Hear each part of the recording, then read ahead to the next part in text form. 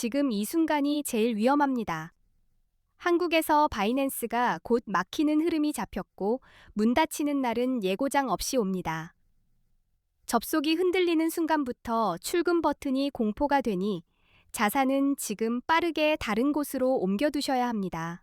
이미 체감하신 분도 계실 겁니다. 최근 한국에서 바이낸스 같은 미신고 해외 가상자산 거래소 앱이 구글 플레이 스토어에서 다운로드와 업데이트가 막혔습니다.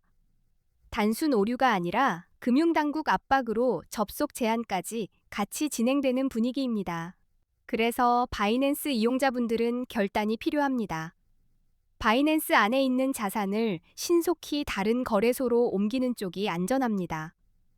설마 하다가 앱이 멈추면 그때는 늦습니다. 손이 떨릴 때가 아니라 손이 움직일 때입니다. 이번 조치는 금융정보분석원, 즉 FIU에 정식 신고하지 않은 해외 거래소에 대한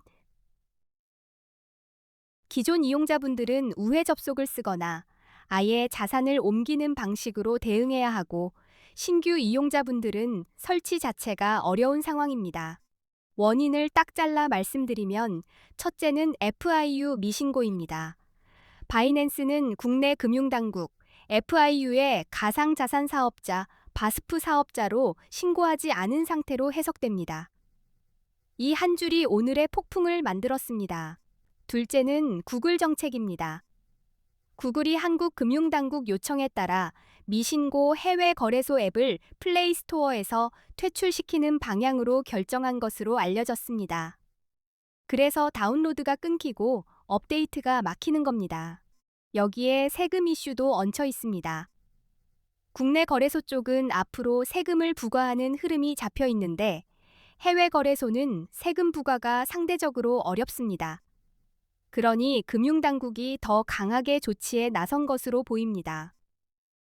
지금 당장 뭘 해야 하느냐?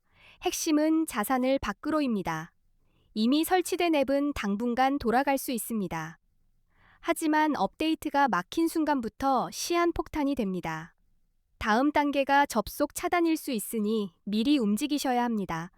가장 안전한 선택은 개인 지갑으로 출금해 두는 겁니다. 거래소 안에 둔 코인은 내 코인 같아 보여도 실제로는 문이 닫히면 손이 안 닿는 공간에 갇힐 수 있습니다. 지갑으로 빼두면 최소한 내 통제권이 살아납니다. 신규 이용자분들은 더 답답합니다. 플레이 스토어에서 앱 설치가 막히니 시작 자체가 어렵습니다.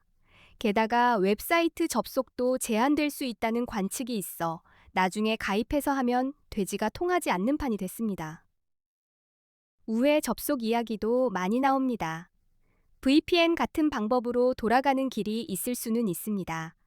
다만 보안 위험과 법적 위험을 감수해야 하는 영역이라 무턱대고 따라가시면 오히려 더 큰 손해를 부를 수 있습니다. 국내 거래소로 옮기면 되지 않느냐고 묻는 분들이 많지만 국내 거래소는 레버리지 사용이 불가능합니다. 거래 수수료도 체감상 높고 추후 세금 부과 흐름까지 고려하면 단타와 선물 중심인 분들께는 매력적인 대안이 아닙니다. 그래서 제가 현실적으로 많이들 이동하는 거래소 흐름을 정리해뒀습니다. 이번 사태 이후 한국인들이 가장 많이 가입하고 이동하고 있는 거래소 5개를 비교 분석해 두었습니다.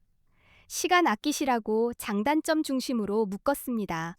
그 5개 거래소는 원화 입금이 가능하고 한글 지원도 됩니다.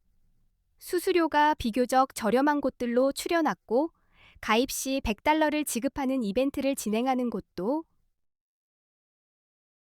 5개 거래소의 정보는 고정 댓글에 정리해 두었습니다. 급하신 분은 고정 댓글부터 보고 본인 상황에 맞는 곳으로 빨리 옮기는 동선을 먼저 잡으세요. 지금은 완벽한 선택보다 빠른 안전이 이깁니다. 자산 이동이 정리되셨다면 이제부터는 코인 선물 거래에서 가장 기본이 되는 단타 흐름을 잡아드리겠습니다. 언제 롱을 잡고 언제 숏을 잡아야 하는지 초보자분들도 바로 써먹을 수 있게 뼈대부터 설명드리겠습니다. 비트코인 같은 암호화폐는 변동성이 정말 큽니다. 그래서 방향을 맞히는 것도 중요하지만 진입 타이밍이 더 중요할 때가 많습니다. 같은 방향을 봐도 들어가는 순간에 따라 결과가 천국과 지옥으로 갈립니다. 먼저 롱 포지션과 숏 포지션부터 아주 간단히 잡겠습니다. 롱은 비트코인 가격이 오를 거라 예상하고 매수하는 겁니다. 쉽게 말해 상승에 베팅하는 방식이고 올라갈 때 내가 이득을 보는 구조입니다. 숏은 반대입니다. 비트코인 가격이 떨어질 거라 예상될 때 진입합니다. 하락에 베팅하는 구조라 가격이 내려오면 이익이 생기고 반대로 올라가면 손실이 커질 수 있어 진입 근거가 특히 중요합니다. 이제 롱 진입 신호를 보겠습니다. 롱은 상승을 확인하고 따라가는 그림이 유리합니다. 차트에서 강한 상승 추세가 보이고 고점을 계속 높여가며 올라가는 흐름이면 롱이 유리해질 가능성이 커집니다. 기술적 분석에서 많이 쓰는 신호가 있습니다. 50일 이동평균선이 150일 이동평균선을 위로 돌파할 때 흔히 골든 크로스라고 부릅니다. 시장에서는 이걸 강한 상승 신호로 해석하는 경우가 많습니다. 거래량도 같이 보셔야 합니다. 가격이 오를 때 거래량이 함께 늘어나면 시장에 신뢰도가 붙는 장면일 수 있습니다. 그때의 상승은 힘이 실릴 가능성이 있어 롱 진입 근거로 삼을 수 있습니다. 뉴스 체크는 선택이 아니라 생존입니다. 규제 완화 소식, 대형 기관 투자자 진입, ETF 승인 같은 긍정적인 외부 요인은 비트코인 가격을 끌어올릴 수 있습니다. 이런 바람이 불 때 롱이 유리해질 수 있습니다. 반대로 숏 진입 신호도 정리해 드리겠습니다. 숏은 하락이 확인되는 흐름에서 유리합니다. 가격이 지속적으로 낮아지는 패턴이 보이고 저점이 계속 낮아지는 그림이면 숏 쪽 확률이 커질 수 있습니다.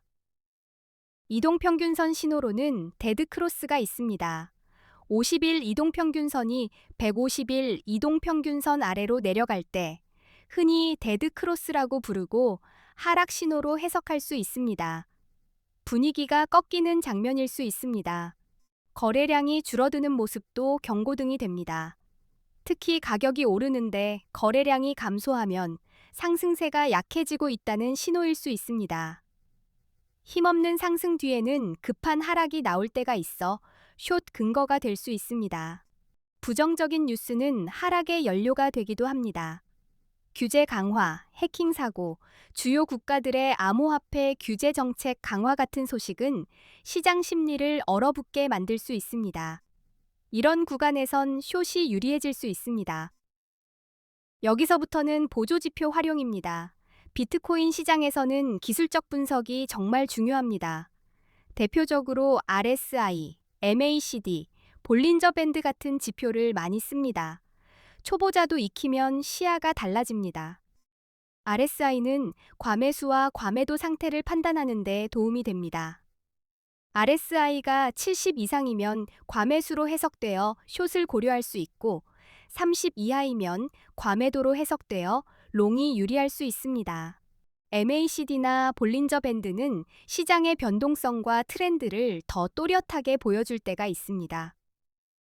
방향이 애매할 때 지표가 힌트를 줄 수 있고 특정 시점에서 롱과 숏을 결정하는 기준으로 활용될 수 있습니다.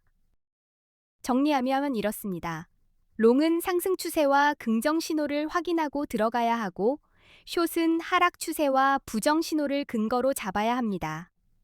감으로 누르는 버튼이 아니라 근거로 누르는 버튼이어야 살아남습니다.